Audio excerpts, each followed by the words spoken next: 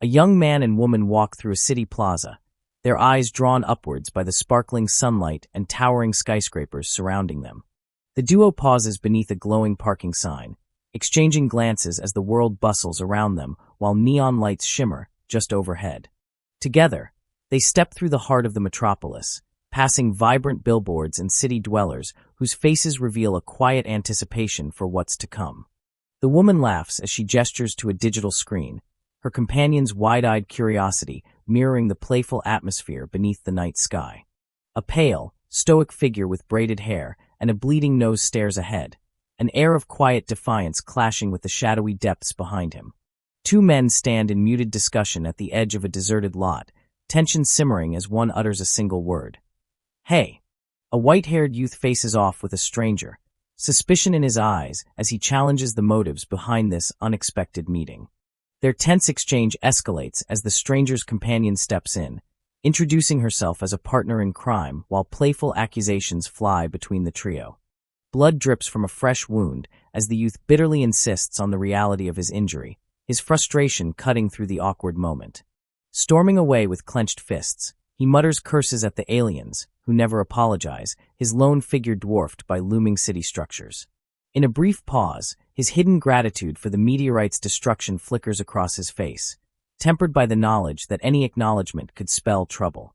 He moves away in silence, his mind wandering as unanswered questions and looming headlines swirl on the screens above. A big screen broadcasts the news about New Universe Week, highlighting the growing alien population as locals pause to watch and discuss the remarkable changes. A woman hugs her child closely, expressing heartfelt thanks to the aliens for saving their planet, the child looking up with shy admiration. The white-haired youth walks alone, his braids swaying with each step, his thoughts drifting amid the city's indifferent rhythm. A couple on TV beams with gratitude, celebrating the wonders of space flight and the lifeline that alien technology has provided.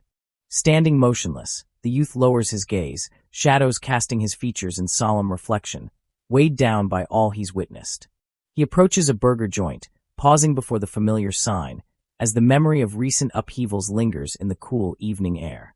On a crowded city street, a pair of friends discuss their lack of animal protein, masking their longing for meat behind awkward optimism. As they walk, one wonders aloud how many years have passed since he last tasted meat, the question lingering unanswered between them. A young man with braided hair steels himself against despair, determined not to give in to self-pity despite the gnawing emptiness inside. Their resolve stiffens as they pass a neon-lit alley, one declaring that misery is for the weak while the other urges them to stay positive. The city's silhouette slides past, an austere school building framed by trees, its windows hiding stories only the observant would notice.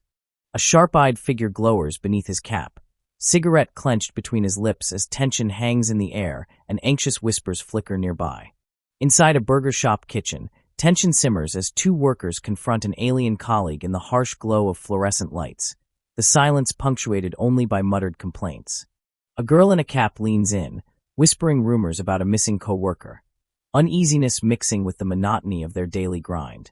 The alien sighs, resigned, as one worker wonders if retaliation would get him fired, the answer lost in the anxious hum of morning service.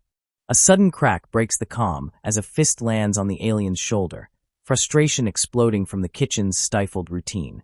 Face shadowed, a boy fixes the alien with a cold glare and presses his accusation. "You hit me," the words slicing through the haze. Braids swinging, the girl turns sharply, her eyes narrowed in alarm as the confrontation threatens to spiral beyond anyone's control. A defiant worker confronts his alien boss, challenging the authority of someone who can't even speak the native language, while the boss shrugs off the criticism with feigned ignorance. Frustrations boil over as the worker lists the unfairness of their job, from unending complaints to sweltering conditions without air conditioning, the alien sweating under the weight of each accusation. From behind, tensions mount as the worker looms close, building up the courage to speak truth to power in the stale kitchen air. A sharp gaze passes between two workers, the girl watching silently as conflict brews in the shadow of the back entrance. Outside, the morning sun casts long shadows across the school's gates, the city's indifferent calm a stark contrast to the kitchen's unrest. Walking side by side, one worker hesitantly thanks the other for his earlier support, the weight of solidarity softening the burden of the day. Kitami and Namamoto exchange greetings in the break area, their camaraderie lingering as Namamoto offers a can of coffee with a grin, hoping for a spark of connection in the midst of routine. Kitami reflects on the precarious situation they narrowly avoided, knowing that any physical retaliation toward the alien supervisors could have escalated into a serious incident. Namamoto sips quietly and gazes at the distant supervisors, musing aloud that society always favors those in power, especially when the bosses aren't even human. With sunlight reflecting off the school walls, Kitami stands alone and looks up, the heaviness of social inequality etched across his thoughtful expression. Black fills the background as Kitami ponders the order of things, his face half-shrouded in shadow, while waiting for the world to make sense. Namamoto glances at Kitami, joking about his sudden philosophical mood, uneasy yet grateful for the unexpected depth they share after such a turbulent morning. Meteor streaks carve through the bright sky, a silent reminder of the day everything changed and the normal world fell away. Namamoto anxiously studies her phone, her face illuminated by the pale glow as she scrolls through a meager payslip that barely scrapes the cost of survival. Sitting outside in the cool evening, she laments her dead-end job, wondering what kind of future awaits someone with no special skills and no family left to lean on. Her shoulders slump under the weight of helplessness. How can anyone call this a fair wage, she asks, as distant laughter rings out from the upper windows. Lost beneath the same meteor-streaked sky, Namamoto wishes all the oppressors would simply vanish, aching with frustration and defeat. Though she acknowledges that the aliens saved them and brought new technology, resentment simmers beneath her gratitude, as some part of her knows the world still isn't right. His gaze drifts downward, eyelids heavy with exhaustion and quiet resignation, as the bitter reality settles into every line of his face. He sits alone against the cold wall, knowing that voicing his true feelings would only bring trouble, and swallowing his resentment in silence. A series of flickering screens show news headlines and opinion pieces. The swirling words mimic his own uncertainty, painting him as both observer and outcast. With slouched shoulders, he clutches his phone and mutters that he'll drown his hunger in dog videos, forcing a laugh to hide the pain of emptiness. A snap of surprise jostles him from his thoughts, wide eyes locked onto his phone's display. A photo of a dog clutching a fish, an innocent fragment of happiness amid the chaos. Winds whip across the lonely shore as he walks toward the sea, coat billowing behind him. A solitary figure wishing for escape beneath a sky streaked with fading light. On the shoreline, Kitami calls out as he recognizes a familiar face. Namamoto turns, the early sun catching her tired smile while sand swirls around their feet. Their voices drift above the water, exchanging stories of old fights and childhood trips, each memory echoing between the two solitary figures. Excited, Namamoto reveals a fishing pole she crafted, her hope shining even as Kitami doubts their chances and warns her of the season's curse. Kitami accepts the pole, drawn in by her enthusiasm. With quiet anticipation, the pair share a silent moment, bridging the gap between skepticism and faith. Together, they cast out their line beside the river bank, the world shrinking to just their small conversation and gentle ripples as thoughts of hardship momentarily fade. Above all, a single fish dangles from the line, a small triumph, its promise shimmering in sunlight as the future remains uncertain yet suddenly less heavy. Namamoto bursts with excitement as the long-awaited fish is finally caught, her laughter ringing out while Kitami savors the moment after hours of patient effort. Kitami insists the catch should go to its creator, offering the fish to Namamoto, who beams with pride and disbelief at her own modest success. The handoff goes awry as Namamoto fumbles the slippery creature, both friends erupting in startled yelps as the fish threatens to escape their grasp.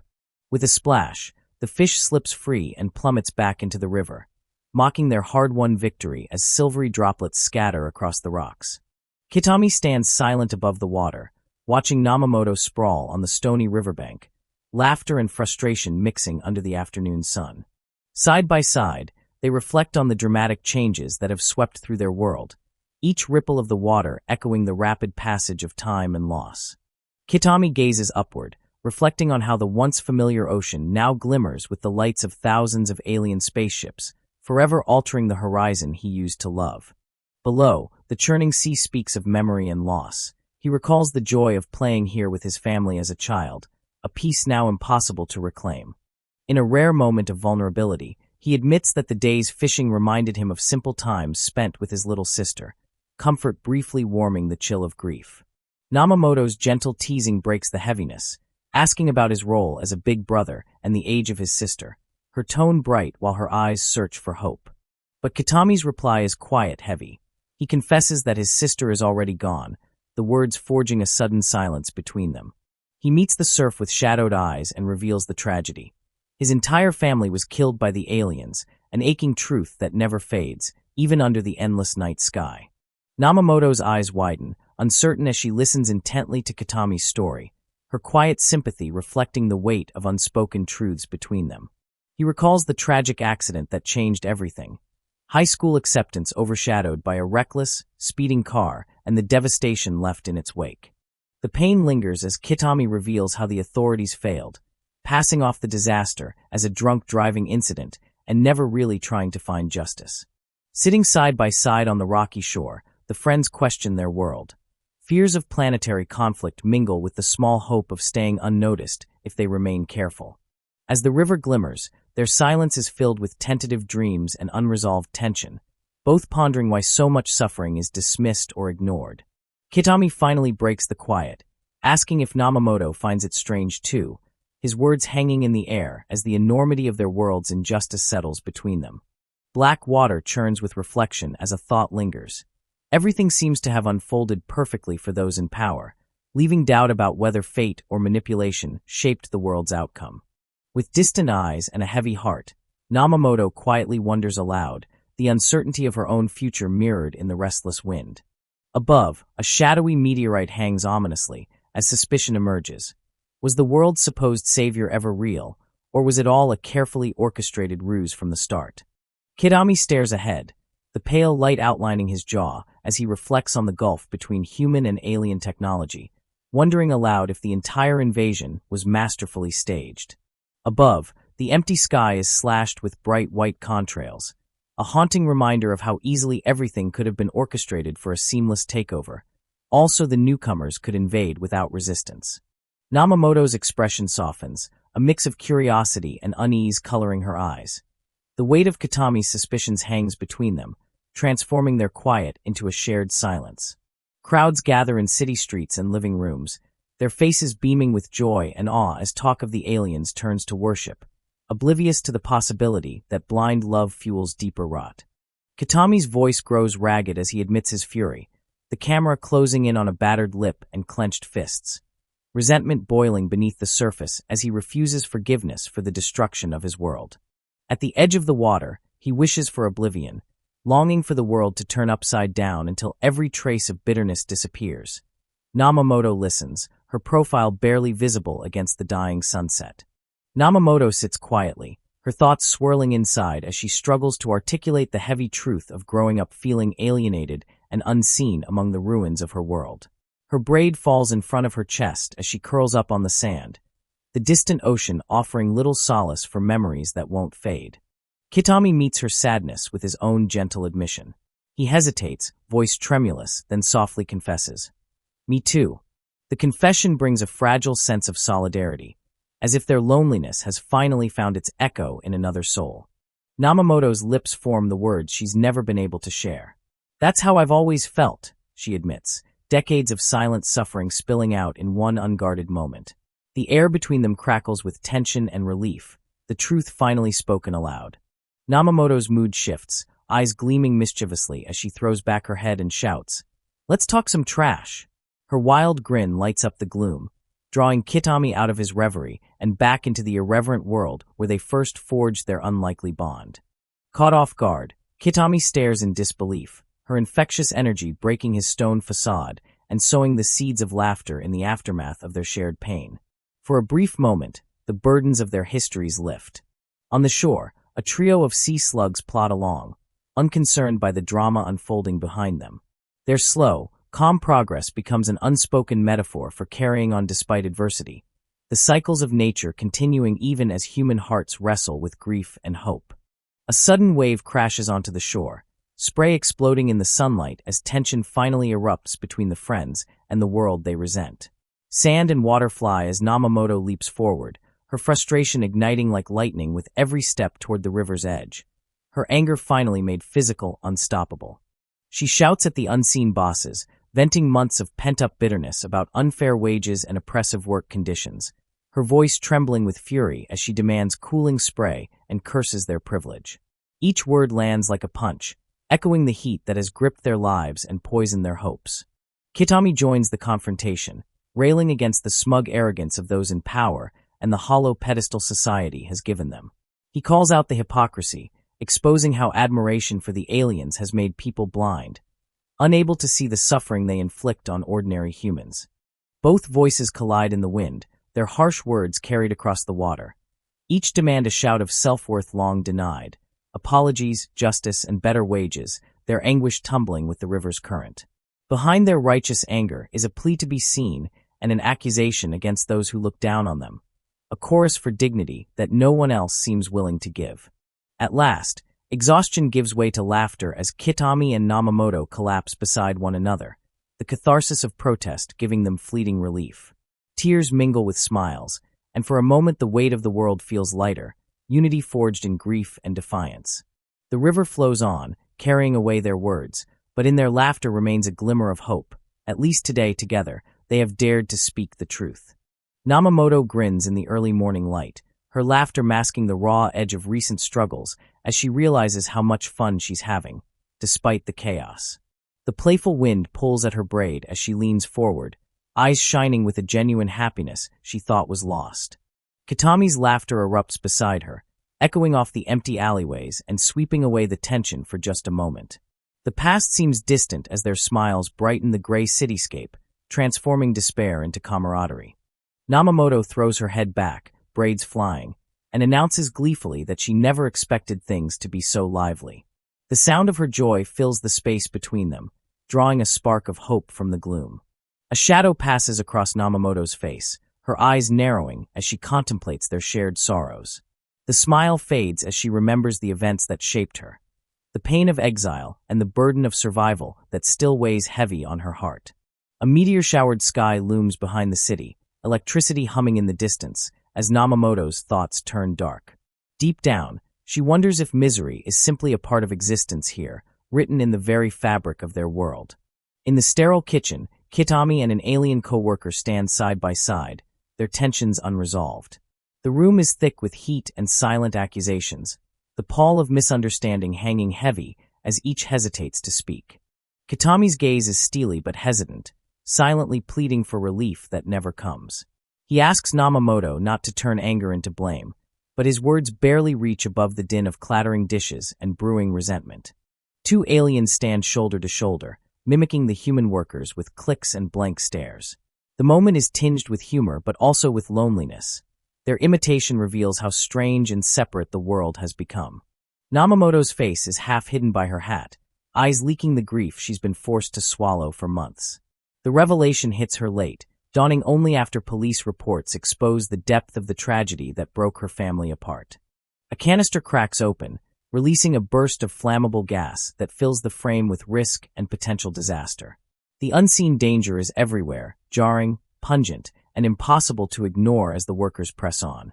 Kitami is caught in silhouette beneath a towering tree, the violence of memory rolling back across his features. His stance is hard and unforgiving, but the leaves tremble as if to comfort him, reminding him that resilience often lies in letting go. Namamoto's eyes widen level with the sharp edge of a broken branch, the world tilting around her as she faces the wounds left behind. Every scar becomes a story, every moment a mix of anguish and relief, each day an uncertain step forward in a city that never quite heals. Namamoto's laughter dances across the city's early light, her braid lifted by the wind as she turns to Kitami and remarks that these moments are a rare kind of fun after relentless gloom. She looks skyward, feeling energy she hasn't known in years, her face softened by the first traces of hope breaking through her wariness. Kitami throws his head back and laughs with reckless abandon, a flash of genuine relief sparking between them. His usual guardedness drops away, replaced with a wild kind of joy that even he didn't know he was capable of feeling. Namamoto teases him, marveling at how their misery has become fuel for such vibrant laughter. The two friends share a look of fond disbelief, the the bleak landscape around them giving way, if only for a heartbeat, to their irrepressible spirits. Yet when the laughter fades, Namamoto's eyes darken as she remembers the tragedies that have shadowed her life. Her smile flickers, nearly vanishing as she sits quietly, haunted by every loss that led her here. The ruins of the city loom under the cold brilliance of meteor streaks, and the question of whether happiness is even possible weighs on her heart. She wonders if being miserable is simply the only thing left for those left behind, the cosmos itself seeming to echo her doubt. Back at work, the hostile hush of the kitchen presses close. Two figures stand tense by the counter, unwilling to look at one another as the day's burdens take shape in silence. Namamoto's words ring in Kitami's ears. He feels crushed beneath their weight. Kitami's expression is pleading but wary, desperately wanting to bridge the gap between them without letting his pain turn to blame. Still, their worries remain unspoken, sarcasm and unease flickering in every glance. In the corner, a pair of aliens fumble with mimicry, clicking their tongues and attempting to copy the workers. The awkwardness of their imitation brings brief levity, but also highlights the deep fissures separating their worlds. Namamoto turns away, her mouth tight with secrets and lingering sorrow, reflecting on the alienation that colors every part of their existence. She faces the window, searching for solace in a world that never truly offers comfort. Kitami is left alone to his thoughts, understanding dawning only after the fact, too late to change anything. He watches the city move on, feeling outpaced by every passing second. Nothing in this city stays the same. A can snaps open with a hiss of escaping pressure, its sound a reminder of isolation and the fragility of safety. The relentless forward march of time pushes them both to the edge, but neither can bring themselves to step back. Namamoto's eyes shine with a strange, unbreakable resolve.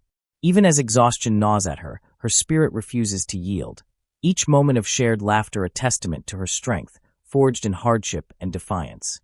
Namamoto sits cross-legged, her head resting against the pillow as she stares into the distance and confides that her life feels officially over now that she's been sacked. The sunlight filtering through the window is soft but indifferent, casting a pale glow on the uncertainty settling across her features. She glances down at the letter in her hands, the word terminated stark and final, its meaning pressing on her chest like a weight she can't quite shake. Her grip on the paper tightens, and she whispers that the routine and stability she once knew have slipped away so suddenly. With a sigh, Namamoto asks herself what she's supposed to do next, the words tumbling out before she can stop them, betraying her mounting panic beneath the surface. The question hangs unanswered in the quiet of the room, echoing off bare walls and magnifying the ache inside her. Images of childhood flicker in her mind, back when dreams seemed reachable, and even the smallest moments filled her with hope. Remembering those simpler times tightens her throat. She brushes away a tear with the edge of her sleeve, trying to keep her composure. She recalls the fierce dream she once had, to eat like a king every single day, surrounded by laughter and warmth. That vision feels impossibly distant now, as survival has become the only reality she knows. Reaching for her phone, Namamoto scrolls to Kitami's name, the urge to call him growing stronger with every passing second. The screen glows in her hand, a small promise of connection in a world that's become overbearingly silent. For a moment, she hesitates, should she confess her fears or pretend everything is fine. Her finger hovers over the call button, anxiety fluttering in her chest, before she finally taps it with trembling resolve. On the other end, Kitami answers, his voice bringing an instant rush of comfort. The sound of a familiar presence anchors her briefly, reminding her that she's not truly alone in her struggle. Suppressing her vulnerability, Namamoto tries to sound casual, asking Kitami what he's up to and dancing around the deeper worries that threaten to spill out. She's not ready to share the whole truth just yet, needing to test the waters of his friendship. Kitami senses the tension in her voice and asks gently if she needs anything. Caught off guard by his intuition, Namamoto's walls start to crumble, but she hesitates before admitting her desperation. She swallows her pride and finally says she needs a favor, her tone softer than before. The simple admission brings a wave of relief, as if speaking her need aloud is the first step toward finding steady ground again. Kitami's reply is calm and straightforward, promising to help without judgment or complaint.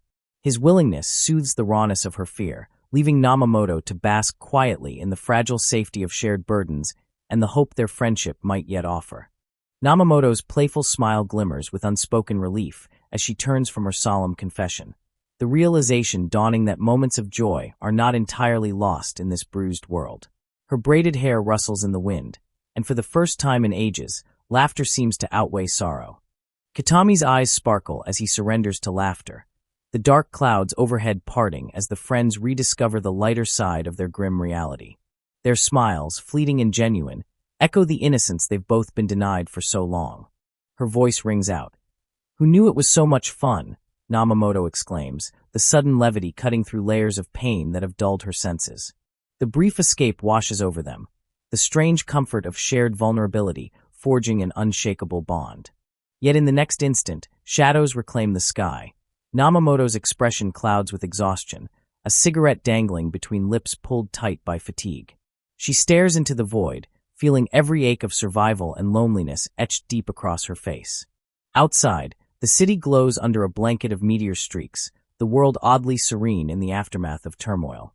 Within that hush, every heartbeat seems amplified, every regret reverberating in the empty streets and the unspoken wishes for a gentler future. Inside a fluorescent-lit storeroom, Kitami and Namamoto stand shoulder to shoulder, awkwardly united by routine but kept apart by tension. Few words pass between them, grief and hope swirling together in a fragile dance. Kitami's face hardens as he quietly pleads with the alien co-worker not to be the object of displaced anger. The subtle pain in his eyes a mirror of the world's relentless pressures. The moment's honesty is short-lived, fleeting as a passing breeze. The alien worker clacks nervously, mimicking both human gesture and emotion, as Kitami and Namamoto observe in awkward silence. Laughter bubbles up, but it's tinged with sadness. The humor of miscommunication a bittersweet reminder of all that has changed. Namamoto, hat tipped low, reflects the enormity of a police revelation. Cloaked in regret, she recalls how knowledge of tragedy arrived too late, the stillness in her eyes haunted by all she's been forced to bear. Danger flickers in the next frame. A safety violation, a canister of flammable gas cracked ominously open. Their daily hazards amplify the tension, a stark reminder that risk is no longer theoretical but pressed into each hour. Memories tumble out beneath the pale shade of a tree, Kitami's ragged stance betraying the toll of survival. There's violence in the recollection, but also a craving for gentle forgiveness, a hope that someday the wounds might heal. Namamoto's eyes widen at the edge of a broken branch, shock and resilience meeting in sharp relief. The world is rife with pain, yet in her gaze is the seed of rebuilding, a vow to press forward no matter how lost or battered she might feel. Namamoto's face is streaked with sweat and exhaustion as she stares into the distance, her mind burdened by everything that has happened. The weight of loss and anger is written in every line. She's seen too much to ever be the same, and yet she manages to hold herself together for one more day. In the shadows of the kitchen, Kitami hesitates for a moment, regret flickering across his features.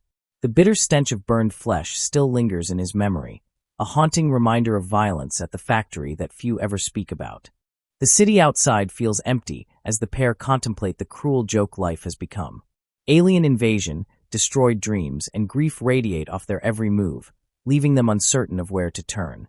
Their pain hangs in the air, waiting for a break in the tension that never comes.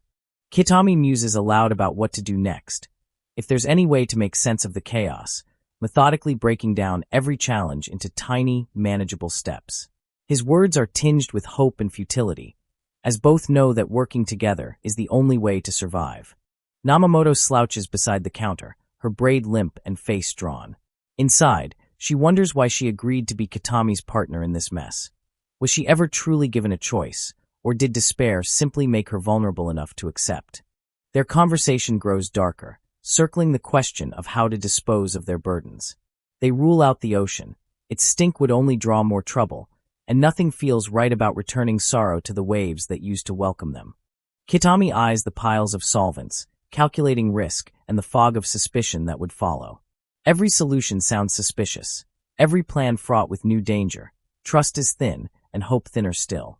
Their world shrinks as Kitami recalls how they caught the scent of roasted meat at the factory. A reminder that even tragedy can become routine, bitter comfort in shared survival. Namamoto sniffs the air, her expression shifting as the memory fills her senses. In a rare moment of reprieve, she admits that the grilled squid-like aroma once felt almost good, horror and hunger intertwined by circumstance. Namamoto's eyes widen as she looks across at Kitami, wondering if he truly hates aliens as much as she pretends to. The question floats between them, unsaid but understood, each afraid to reveal too much. The two stand together, weathered and wary, as the tension sours into awkward laughter. Namamoto tries to break the heaviness by admitting she probably can't keep up with Kitami's plans, but the truth cuts deeper than she's willing to say. In the final frame, their friends watch from afar, invisible lines of solidarity crisscrossing the group.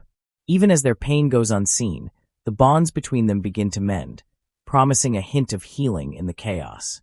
With a wry smile, Namamoto mutters that their lives are so much fun, sarcasm biting beneath the surface. Even as she acknowledges the chaos, her eyes reveal a longing for the simple joys that used to be possible. Kitami's grin is genuine and bright, a rare burst of laughter filling the room. The weight they each carry feels lighter in his presence, a reminder that misery can be survived if it's shared. Namamoto throws her head back and laughs, marveling aloud at how unexpected moments spark happiness in the midst of hardship. The world outside is changing, but in this small slice of time, laughter wins. Kitami inhales sharply, the stinging scent of life's struggles hanging heavy in the air. Beside him, Namamoto jokes about the smell, half serious, half mocking, a grim humor that helps keep their despair at bay. As the kitchen fills with tension, the two friends try to find comfort in a simple, shared meal. Nourishment becomes a ritual that pushes back against the uncertainty, binding them together through hunger and hope.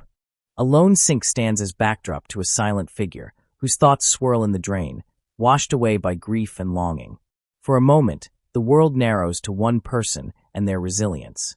Namamoto's face cycles through a storm of emotions, tension, irritation, resolve, with Kitami's muted concern offering quiet support. Their expressions shift from vulnerability to guarded bravado, the cycle repeating with every challenge. Kitami assures Namamoto that everything is messed up, validating her feelings with a gentle nod. The admission is small, but in the context of their battered world, it feels monumental. A bowl of rice steams before them, waiting to be eaten. Both reach out with tentative hands, hoping the act of sharing food will ease the wounds that cannot be spoken aloud. As Kitami takes a bite, he exclaims with delight that it's good. For a fleeting moment, satisfaction softens the ache, turning pain into pleasure. In the quiet aftermath, dishes pile up in the background, a silent testimony to their struggle and perseverance. Each cup and plate is a symbol of the life that goes on, regardless of what's lost. Finally, the frame explodes with drama as Namamoto declares herself a drama queen, clutching Kitami in a mock embrace. Her infectious energy lifts the gloom, coaxing a smile from her friend as they both find ridiculous, vital comfort in plotting tomorrow's survival together. Namamoto leans back with a contented sigh, her voice filled with disbelief that Kitami can eat such odd-smelling alien meat with so much pleasure, the aroma still lingering between them. Sunlight slants across the cramped apartment as Kitami beams, describing alien carcass meat and bones as unbelievably tender, the strangeness now a comfort from their old lives. In the kitchen, laughter echoes as Kitami and Namamoto debate taste, one defending the savory scent as great while the other remains dubious and insists something is wrong with the world's sense of flavor. The conversation carries them from the countertop to an evening on the sofa, their shared meals becoming an anchor in turbulent times. Namamoto perches closer, joking about the practicalities of their survival. If the aliens can be eaten whole, it's the perfect way to get rid of the evidence. Kitami nods with a dark smile, their macabre humor sharpening the edge of their tenuous existence as they look toward the city skyline. Outside, towering billboards and neon glare over a city alive with secrets. Kitami's imagination runs wild. He envisions himself eradicating the aliens for good, dreaming that maybe then, the city will finally belong to humans once more. In moments of solitude, Kitami's thoughts wander, wondering if everything around him is just a fragile dream from which he cannot wake. The idea clings to him like morning fog, reality and fantasy blurred by exhaustion and the longing for escape. In the next panel, a genius revelation strikes. A moment of deadpan brilliance cracks a grin as their odd partnership continues to find levity in darkness. Distant sirens echo as a burned-out car on the roadside tells the story of danger survived. Each scar and memory lingers, the wreckage a constant reminder of what was lost when their world changed. A spectral figure materializes at dusk, hair draping like curtains, face unreadable. Watching Kitami and Namamoto from the shadows, the presence both a warning and a tether to their haunted past. Inside, Kitami calls out softly, "Dad, Mom," his words lost to the empty hallway.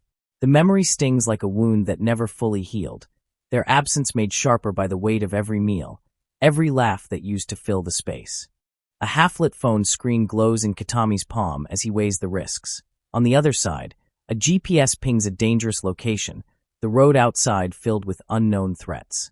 Grief and anxiety pulse together as Kitami scrubs dishes late into the night, steam rising to obscure his face. Anxiety and shame make the air heavy, and his only comfort is Namamoto's resilience etched in the next room. At last, the two friends march side by side down a fluorescent hallway, laughter echoing despite the bitterness of their reality. Their taunts, "How nasty," bounce from tile to tile, a refusal to let sorrow win in the face of hardship, as the world outside spins relentlessly on. Kitami stirs a bubbling pot with a worried frown, questioning why the stew tastes so gummy, his mind racing through memories of strange food and half-remembered warnings. Steam rises around his face as he recalls how every dish since the aliens arrived seems slightly off, unsettling in ways no recipe can fix. Each bite is a reminder of everything tainted, not even comfort food is spared. Across the kitchen, Namamoto nervously scans Kitami's face, noticing beads of sweat forming as he wonders aloud if his taste buds are malfunctioning. Their quick banter hides wary suspicion that the world itself has been changed at the molecular level, all the way down to the simplest meal. An awkward silence settles, thick as the soup, as each tries to keep their unease buried. In the cramped hallway, the echo of doorbells rings out, ding-dong, the unreal sound both comical and menacing. Kitami stands frozen as the noise reverberates through the apartment block, each chime a signal that yet another unexpected intrusion awaits. Their home no longer feels private, the rhythm of alien presence pulsing in every wall. Looking through the doorway, Namamoto's eyes narrow in confusion. She wonders who could possibly be at their door in the dead of night, her mind imagining petty drama or secret dangers lurking just beyond the frame. Tension crackles between her thoughts and the cold linoleum underfoot. On the doorstep, Kitami and Namamoto are greeted by the awkward sight of two alien neighbors, faces impassive and movements precise. The hallway fills with their stilted conversation, complaints about noise, overheard rumors, and the uncomfortable closeness of lives forced together by circumstance. Despite the blandness, every interaction is charged with unease. Nothing feels quite right anymore.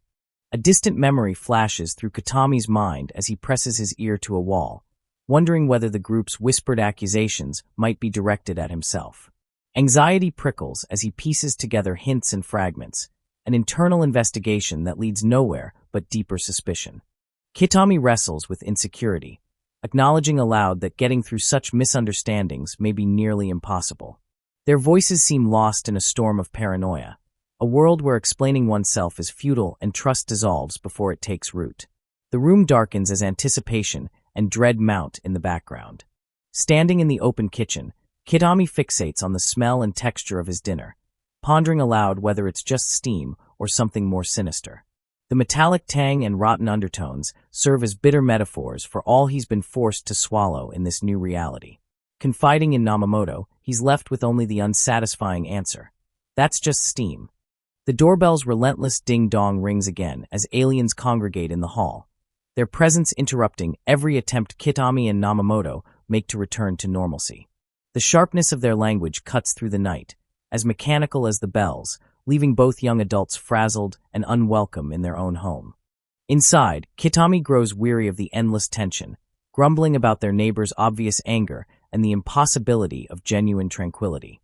He snaps at the noise and at Namamoto, frustration boiling over as he demands a moment of peace in a world overrun by unrest. Their dialogue transforms into a desperate plea, drowned out by the relentless alien chorus. Namamoto sits beside Kitami, her face flickering with exhaustion and lingering hope. They huddle in a quiet corner, trying to find a way through alien bureaucracy and human miscommunication. Kitami encourages her. "Just open it, we don't want the alien residents calling the cops."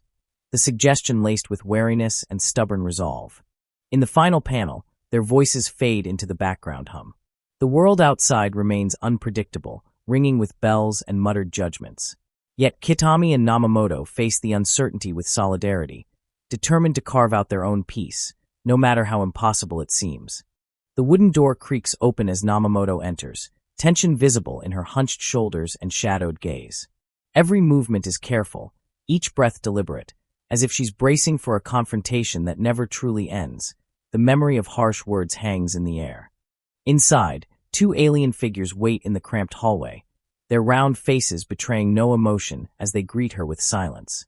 It's an uneasy peace where words seldom reach and intentions remain unreadable, accentuating the strangeness between neighbors who share only proximity. Her eyes scan the room, hostility flickering underneath exhaustion, a quiet plea for understanding masked by sullen indifference. The mundane ritual of interaction, a simple "can I help you?" barely conceals the emotional divide. Namamoto and the alien stand in shadowy juxtaposition, neither willing to bridge the gap, their postures stiff and guarded. Stepping closer, she hesitates at the threshold, haunted by memories of loss that color every glance. With blank expressions, the aliens ponder her words, responding with cryptic brevity. It's a small mercy, yet the vast gulf remains, an uneasy truce built on routine and silent judgments, never truly feeling at ease. Namamoto's frustration mounts as she laments the low ceiling and stifling atmosphere of the building, her voice echoing a desire for breath and space. The invisible walls close in, amplifying her sense of isolation, claustrophobia pressing inward with every heartbeat. The cramped interior breeds restlessness. She clings to a shred of composure while calculating every move as the aliens loom, their silence speaking volumes. Below, Namamoto is depicted in somber repose, the pain of alienation etched in her wary expression. The familiar ache returns with every new encounter. Uncertainty and heartbreak are her constant companions. On the street outside, an alien neighbor solicits signatures for a petition, his attempt at connection awkward and transactional. The divide between their worlds is palpable, a gulf not easily crossed even with shared grievances. Namamoto recoils, overwhelmed by alien customs and scents, her visceral reaction underscoring how difficult coexistence can be. Even the smallest gestures seem to widen the chasm, and the bitterness is unmistakable. The scene shifts to the heart of the building, where voices mumble complaints about its condition and the outsider's presence.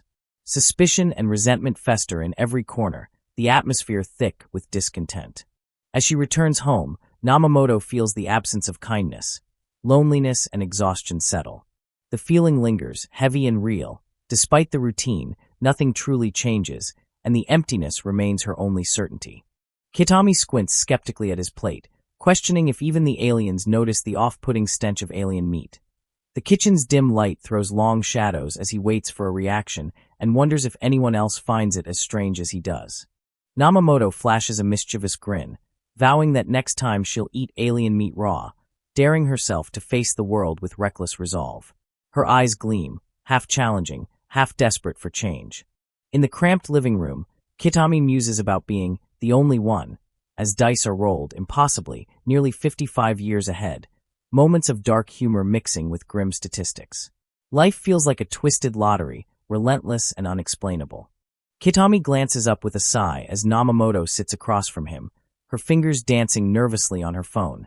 Together, they try to calculate how long they will need to keep up their strange routine. Uncertainty anchors their conversation, a slow but persistent dread about the future. Namamoto scrolls through zeros on her screen, reporting that there are nearly 55 years to go, her voice a mix of disbelief and resignation. Kitami listens, eyes clouded by the enormity of what lies ahead. Namamoto cracks a wry smile, drawing close and assuring Kitami to leave it to her. Her overt bravado masks a fragile determination, the pressure of survival pressing in from every side. Kitami gazes skyward, imagining a better day. No alien meat, no grim rations, just a dream, long out of reach but still tempting his troubled heart.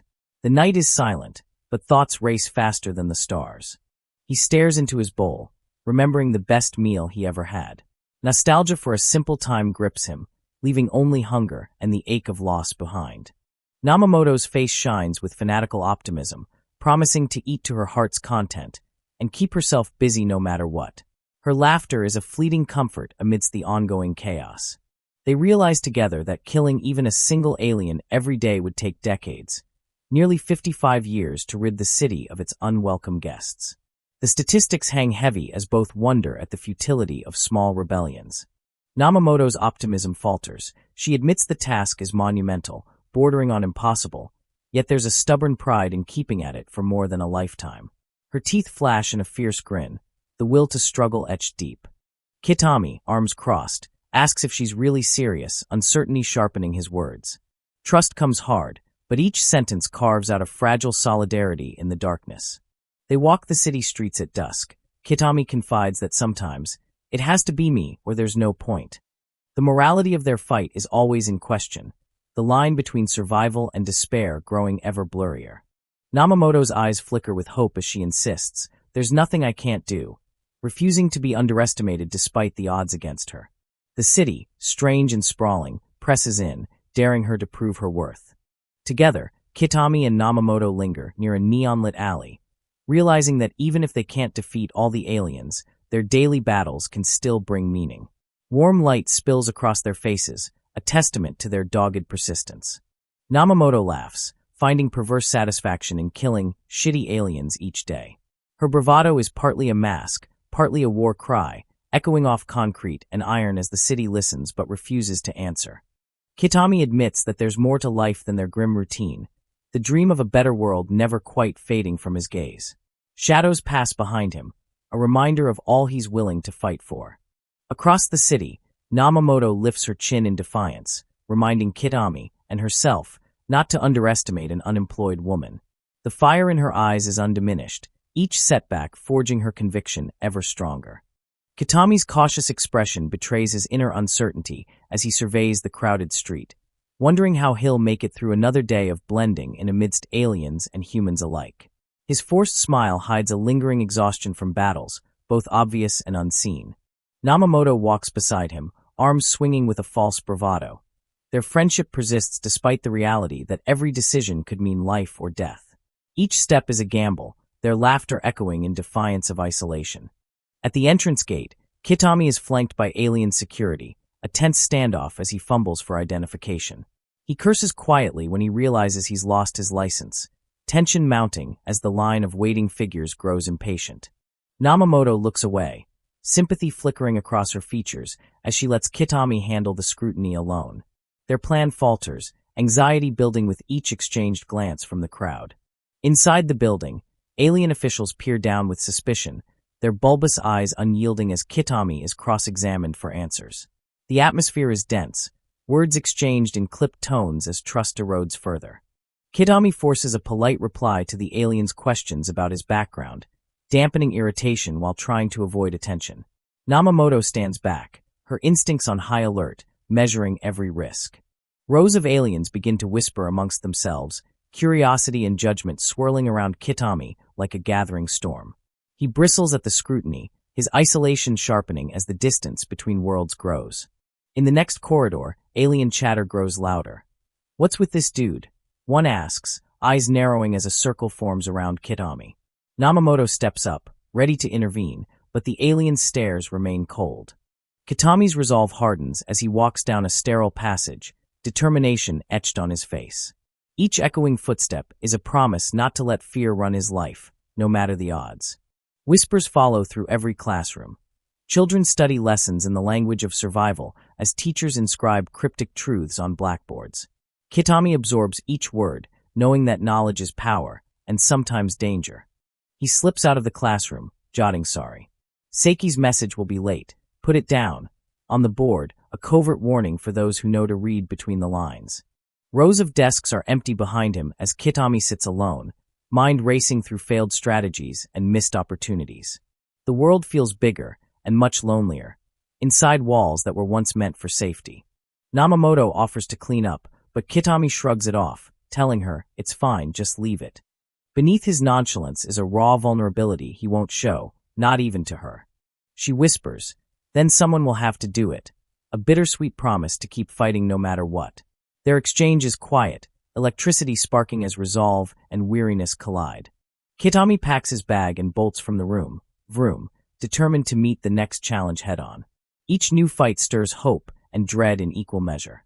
Back home, a sunlit room frames a rare moment of peace. Kitami and Namamoto share a brief respite over tea, eyes fixed on the flickering horizon outside.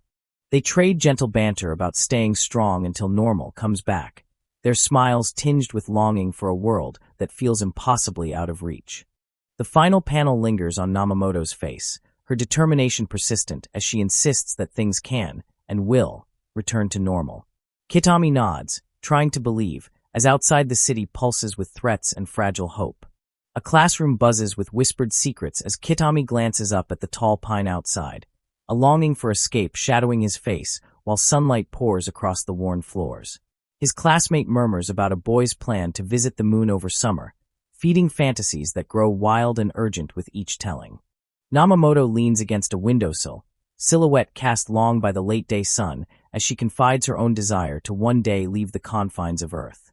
The words hang between them, half dream and half confession, as Kitami listens, a shared ache for distant adventures. Kitami's face is caught mid-turn, his features a blend of curiosity and disbelief as he listens to rumors, his reflection fragmented in the classroom glass. Behind him, school life hums along, but imagination and hope pull him somewhere far away. The two sit beside each other at the back of the classroom, a world of possibility and uncertainty beyond the high windows. They are united in stillness, framed by empty chairs and chalk-dusted air. Silence becomes language, speaking all the things their voices can't express. Kitami leans in, voice low as he quietly calls Namamoto's attention, just a single "hey," that reverberates with questions about destiny, friendship, and longing. The air around them is electric. Their conversation deepens. If you could go to the moon, would you? Would you really go there? The inquiry is both literal and metaphorical, a measure of how much daring hope survives in a world that expects conformity. Namamoto, eyes wide and determined, insists she'd leap for the chance. Kitami agrees, the union of their dreams lending courage to the both of them. Their bond is strengthened in mutual yearning for more. He grins with childlike zeal. Me too. Their shared ambition breaks through the weight of mundane days, fueling what little joy still takes root in their lives. Later, Kitami boasts that when he's grown up, he'll take everyone to the moon, a promise drawn in laughter, reckless and pure. His enthusiasm is infectious. Namamoto caught up in the grand illusion that maybe, just maybe, things can be better than this. Namamoto smirks shyly, optimism mingling with doubt. The awkward pause between them is filled with the hope of escape and the melancholy of realism. Still, she encourages him, teasing that they should both become rich and go home. Together, they march down a sun-washed hall, making vows too big for any child to keep, yet forging precious memories along the way. When their dialogue returns to everyday things, grades, chores, the familiar cadence of homework, it's colored now by the wild idea that something greater lies ahead. Kitami throws his hands skyward with youthful bravado. Here I go. Each calculation and leap of imagination is a strike against a future that threatens to flatten them. Namamoto laughs, hand hiding her mouth, a gesture of embarrassment and admiration, joy and fear, her expression softening as she realizes the value of these moments. Close up, her pencil scribbles equations, the mechanics of schoolwork suddenly infused with meaning as each number, each problem, becomes a metaphor for trying, failing, and trying again. A sharp transition, the return of the aliens, cold, humorless, immune to dreams. Kitami, backed into a corner, stands in silent resistance, the promise of escape clashing with the rigid new order. Kitami's jaw is set, shadowed and forlorn, as he faces a reality he can't outrun. Hope lingers but grows thinner, his eyes reflecting an entire life of just barely surviving. Last, he walks alone through an industrial corridor filled with pipes and metal. The moon is out of reach, the air heavy with loss, but some trace of that old dream, wild, shining, remains deep inside. Kitami's back is turned, his posture rigid as he stares out a window smeared with old tape, wrestling with memories that refuse to fade and responsibilities that press down harder every day. He traces the tape's faded kanji with a finger, recalling battles fought inside and outside these walls, his resolve hardening against the ghosts of his own regrets. Blood spatters across his face and shirt, another reminder that the fight for survival is never clean. Namamoto watches, concern visible in the set of her shoulders as she wonders how much more either of them can endure. She tears into a hunk of meat with voracious glee, declaring it crazy good raw. Her reckless joy a small act of rebellion in their dreary reality.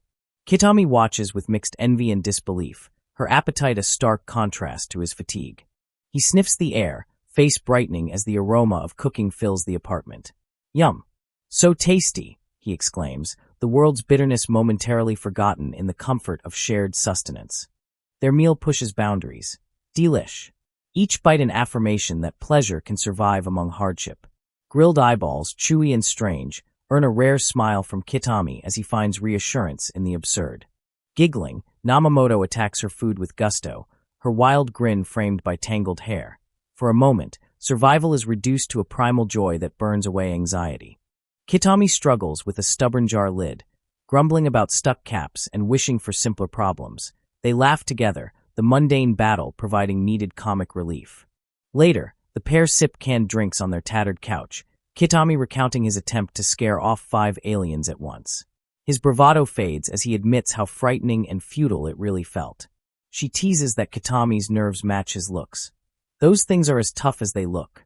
He nods, accepting his limitations in a world where fear is the constant backdrop. Namamoto assures him, piece of cake, asking how many years he thinks they'll keep starving. Her bravado is infectiously persistent, but Kitami's silence betrays doubt. He finds comfort in her energy. You were pretty pessimistic before, but now you're all fired up. Her change in mood inspires and unsettles him. Clutching his own drink, Kitami finally admits, I've just started to pull this off, actually. The admission is plain, progress is slow, but it's real. The two walk the city by night, trading stories under neon glow and meteor-lit skies. Kitami ponders aloud what the future holds for aliens and humans, the conversation stormy with hope and uncertainty. Namamoto proposes they brainstorm a better approach, voice brimming with ideas neither one fully trusts. Kitami laughs. Strategy is as much emotional survival as it is practical. Kitami gazes over the moonlit sea, fishing pole in hand, looking for peace in the water and reminiscing that one must find that good feeling again. Their journey is cyclic, every victory interrupted by new challenges. Namamoto stares in mute reflection, her face half hidden by shadow, burdened by persistent doubts and the enormity of what lies ahead. In the last frame, she confesses to Kitami, but I can't eat them if they leave. The line between enemy and companion blurs, her hunger for revenge and for connection forever at war beneath the surface. Kitami stands expressionless in the chilly morning, his earphones pressed tight to block out the city's endless drone, lost in his own thoughts as the world blurs around him. He forces a smile, reminding himself, and Namamoto, to take things one step at a time, the easy wisdom masking deeper uncertainty about whether survival alone can be enough. The two share a drink by the window, small comfort in questioning. Why not just screw things over? The laughter that follows is genuine but fleeting, their joy always chased by the shadow of what's been lost. On TV screens lining the street, cartoonish mascots cheerfully advertise a bright tomorrow, their relentless optimism a jarring contrast to the aching ache of the present. Namamoto and Kitami walk side by side beneath city lights as rays of sun streak across the pavement. The day stretches long, but for a moment, simply walking together feels like resistance. Elsewhere in the city, two children race through an alley, their grins split wide as they chase a happiness that neither adult has felt in years, innocence momentarily winning out over the weight of history. An aerial view swoops over a maze of alleyways and tumble-down apartments. The city, vast and impersonal, is both cage and sanctuary, its secrets hidden but never silent.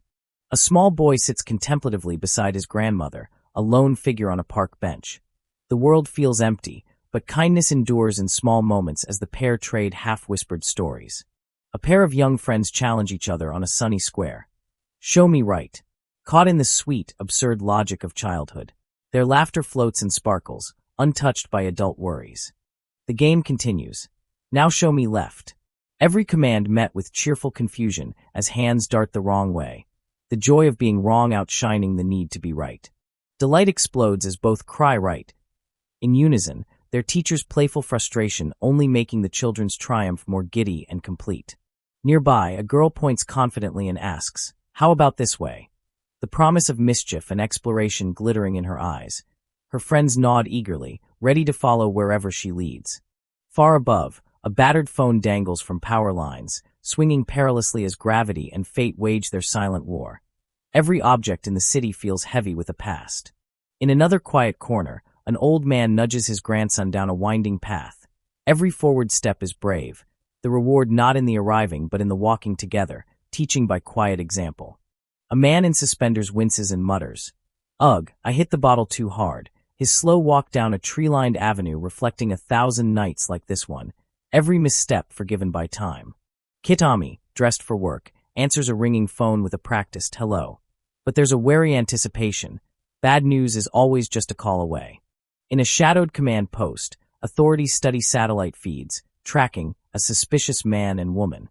Their detachment chills, every revelation treated as data, not as the stories and sorrows of real people. Back on a rainy street, Kitami lifts his face to the cold drizzle, murmuring, "Just what I need to sober up," the city's indifference answering his fatigue. He's a small figure against the sprawl, still searching for meaning at the threshold of yet another uncertain day. Namamoto sits with her hands clasped, her face pale with exhaustion as she braces herself for another difficult conversation. The fluorescent lighting casts harsh shadows across the room, amplifying the tension and weariness that have become routine. Kitami's sideways glance betrays his frustration, but he keeps his tone neutral, silently hoping things will go smoothly. The atmosphere is thick with fatigue, resentment simmering beneath every word exchanged. Outside, the park benches fill with familiar faces. Kitami remarks he'll keep working for food like always, while Namamoto confesses she blew her money yet again, regret and resignation mingling in the humid air. Kitami leans in, trying to offer solutions. He suggests finding a place for the night and keeping things simple, hoping to dissipate the awkwardness that follows them everywhere. Namamoto pushes back, skeptical about Kitami's ability to handle their neighbors who tend to stink and complain. The conversation circles around grievances, neither willing to let go of petty defeats and disappointments. Nearby, the group's jokes grow darker. Namamoto quips about being Kitami's new best sister, while an awkward silence lingers. The mood swings from sarcasm to vulnerability, exposing the wounds they both try to hide. A passing stranger, dressed sharply and radiating authority, beckons Kitami to follow. Kitami's posture stiffens. The tension rises as the implications of being summoned become clear. The world feels more threatening, each step heavier than the last. Namamoto's expression snaps from confusion to suspicion. Her eyes narrow, body tensing as she processes the stranger's abrupt command to come along, worry flickering beneath bravado. As Kitami approaches the entrance of a small restaurant, he is greeted. "Kitami, right?" by the stranger who led him there. The street's bustle fades into sudden quiet, amplifying his uncertainty.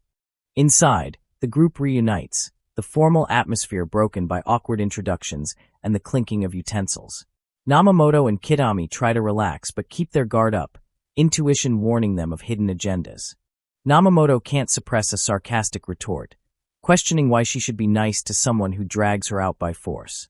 The tension spills into comic relief, her bravado a shield against deeper fears. Kitami flips through a menu, ignoring the drama around him. His mind races as he tries to choose food, the ritual of ordering a distraction from worries that threaten to overwhelm. Namamoto flashes a sly grin, half encouragement and half mockery, urging Kitami to order something spicy, craving the comfort of shared rebellion against shady weirdos. Hunger mixes with defiance, the alliance growing stronger. Kitami finally orders spicy ramen, embracing the oddness of the situation. Uncertainty fades as both realize that meals and mischief are their way of coping, making the best out of whatever comes next. The waiter brings a steaming bowl of ramen, the rich aroma filling the restaurant. Namamoto's eyes light up, momentarily forgetting everything but the food in front of her. Kitami and Namamoto slurp their noodles with gusto, the simple pleasure cracking the wall of tension. Laughter bubbles up. For a moment, the weight of the world lifts just enough to let them breathe. Namamoto nods approvingly, declaring, "That's more like it." Her confidence blooms, fueled by the camaraderie of survival and a bowl of ramen that feels like victory. Across the table, Kitami and Namamoto exchange a final look of relief, aware that the future may be uncertain but determined to face it together. The noisy restaurant melts into the background, their bond deepened by hardship and resilience. Kitami sits at a cafeteria table, picking at his food and unable to mask his suspicion as a stylish stranger comments about trying the spicy option. Namamoto nervously laughs along, eager for distraction. A hush falls as Kitami's eyes flick to a nearby camera, gauging whether their every move is being watched. He confesses his caution about being caught on surveillance. The stranger sips his drink, a sly grin curling at his lips as he casually asks Kitami if he's killing aliens. His tone is light, as if discussing the weather. Namamoto shifts in her seat, sensing the danger in such a blunt accusation. Her attempt at a neutral reaction only fuels the growing unease at the table. The camera swoops to a bird's-eye view, showing the trio from above. A chessboard of intentions, the newcomer in control, Kitami and Namamoto, no longer sure who's really being questioned. Meanwhile, small satellites blink across the city's night sky, their presence a reminder that privacy is a myth and surveillance watches all. The mysterious man matter-of-factly reveals how affordable small satellites have become, smirking as he describes how images from above have changed their world. He presents evidence. A couple of suspicious individuals have been tracked and photographed by satellite, their routines exposed, no secrets safe. Kitami is shaken but tries to stay calm, sweating as his own face appears among the suspects. Namamoto leans in, hoping to spot a trick or a flaw in the accusation. "Next time you should try killing under a roof," the stranger suggests darkly, hinting that carelessness brings capture, his words a threat disguised as advice.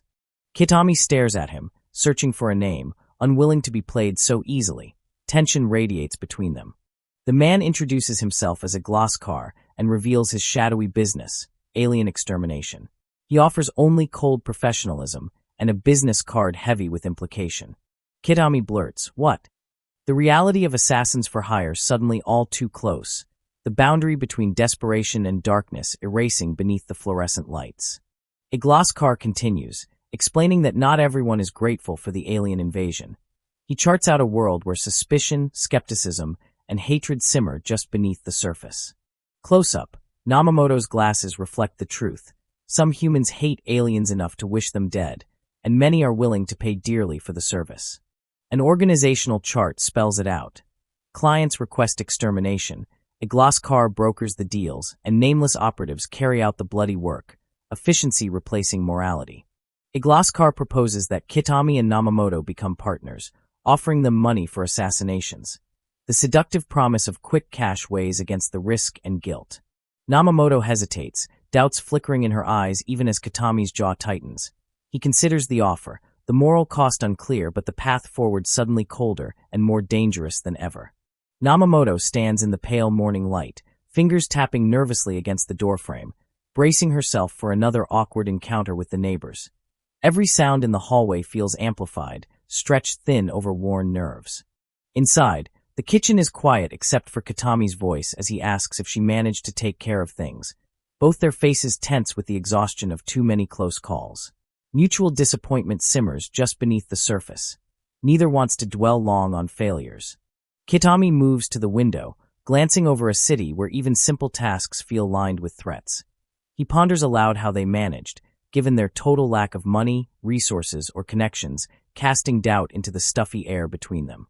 A close-up of Namamoto's hand reveals a crumpled scrap of paper, a tiny but vital clue to their next desperate move. Determination returns to her voice, promising to erase the problem in 1 week, even as Kitami's skepticism grows. Kitami reflects on all the strange methods they've considered. Holes in the backyard, chemical drums, endless secrecy. Methods borrowed from rumors and half-remembered stories, none of which fit their world or their morals. Namamoto counters quickly, reminding Kitami that no matter how hard they try, there are always new restrictions and impossible limits. Her words bring a bitter edge to optimism. No matter how deep you bury it, there's always something. The camera lingers on an unopened can of solvent, its label worn and warning of risk. Kitami resists the urge to use it, knowing the danger. His decisions dictated as much by chance as by logic. Namamoto confidently lifts her chin, minimizing the obstacles ahead. The amount is manageable, methods are diverse, and she sees solutions everywhere. Defiance sparkles. She will not let limits define her. Kitami's gaze hardens. He wants to understand who taught Namamoto to adapt so well to this world. His envy is mixed with admiration, and an unspoken hope for their survival pulls at his heart. Namamoto mentally ticks off every skill acquired, safekeeping, stealth, and new tech that keeps her safe with each passing day. Her posture is proud. What little she owns, she guards fiercely. A nighttime shot of Kitami outside the apartment, plagued by sleeplessness and worrying over what the city hides from him. The gloom feels heavier than usual, as if the city itself works against him. He glances back into the kitchen, asking Namamoto to teach him her revolutionary methods. The request is desperate, hopeful, a plea for wisdom in a world hostile to ordinary people. Namamoto sits beside Kitami at the small kitchen table, explaining her humor and her cautious optimism as the best shields against fear. Her voice is soft, the confidence real but not unbreakable. Kitami wonders if she can really protect both of them, gratitude colored by the worry that he still doesn't grasp the real cost of survival. An abrupt panel shift. Kitami finds himself staring at a gun pointed his way, Namamoto's expression unreadable as she assures him, "I got no need for you then." Her bravado is reckless. Desperation sometimes leads to honesty no matter the risk. Kitami's face is grim. He wonders privately if he will ever be able to teach Namamoto anything useful in return. Shadows deepen around his eyes, the knowledge of what awaits beyond their doorstep gathering like a storm. Namamoto's eyes soften at Kitami's unease. She offers sweet dreams, with a sad smile, the phrase almost a prayer for peace in a world where safety is fleeting. In the darkness, as Kitami leaves, Namamoto gives one final warning. "You'll only be a burden if you step down the road." The words linger after the door shuts, a challenge and a promise. Neither truly knows what tomorrow will bring, but both are too stubborn to give up. A flurry of movement, Namamoto's braid whipping as Kitami and another ally lock eyes in a tense rehearsal, the clatter of training sticks echoing through the room. The memory of old fights lending weight to every feint.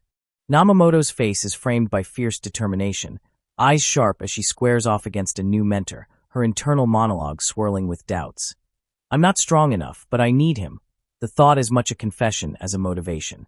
Sweat rolling down his brow, Kitami leans back in the practice ring, lost between exhaustion and longing.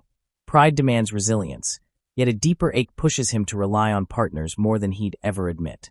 As they circle, Namamoto's opponent keeps his voice low, hinting at the battle's stakes. "You just wanted an excuse to say that, didn't you? So, tell me, make another bet." Shadows flicker across the wall, punctuating every subtle threat. Her response comes with a side glance and a dry laugh. She wants her spicy ramen back, using food as a negotiation chip and a shield against vulnerability. Namamoto bites her lip as Kitami checks his aim with a borrowed pistol. "I ain't got the guts without my strength," he mutters, forcing a grin in the face of frustration and the gravity of their secret mission. A reassuring nod follows, Kitami's voice surprisingly steady. "We'll do it. We'll work with you." It is an uneasy truce, the beginnings of a fragile alliance that may or may not survive the coming storms. Smoke lingers in the air when Namamoto tries to speak, hesitance softening her usually blunt tone. The words, "but our disposal situation still stings with us," hang unresolved in the silence between confessions. Kitami stands with arms crossed, every muscle taut as he lays down the conditions. "You really want to know? Better work hard to gain our trust." Old wounds and buried secrets glint in the light between them, the price of honesty.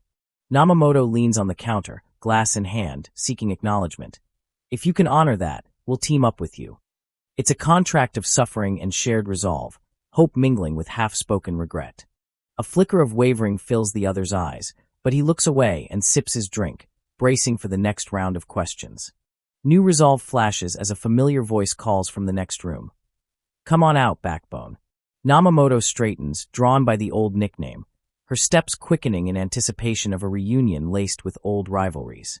From the hallway, an offhand challenge floats. "Brief em for me while I hop in the bath, will ya?" The moment lands with absurd normalcy, a jarring reminder of childhood routines now complicated by adult betrayals. Kitami walks alongside Namamoto, calling her Backbone, in a tone both nostalgic and mocking. Their history is written in old habits, every nickname a testament to survival. Facing the future, Namamoto clutches her phone and declares, "I'll be your support from here on out." It's a promise, not just to Kitami, but to herself, to keep fighting, to never bow out again. A yellowed dossier drops on the table. Let's cut to the chase. This is your target for tonight. The scribbled details hint at the next dangerous gig, stakes higher than ever. Preparation is brisk and matter-of-fact. You'll have to dress formally to avoid suspicion. Instructions are detailed, not just for safety, but a desperate effort to impose order on chaos, while allies filter in and out offering fleeting comfort. A final montage.